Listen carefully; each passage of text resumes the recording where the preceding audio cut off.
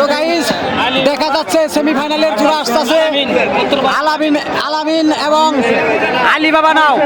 আল আমিন এবং আলামিন নাও।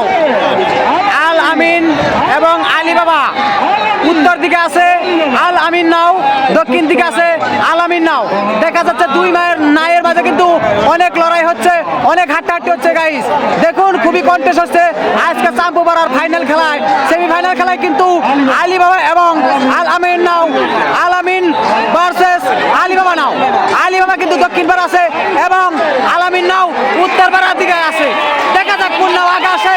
অনেক হাড্ডাহাড্ডি চলছে, দুই নায়ের মাঝে কিন্তু লড়াই অনেক কন্টেস্ট হচ্ছে আলিবাবা এবং আল আমিন নাও। দেখা যাক কোন নাও আগে বাড়তেছে। দেখা যাক আলিবাবা না আলামিন। আলামিন কিন্তু অল্প আগে বাড়া আছে।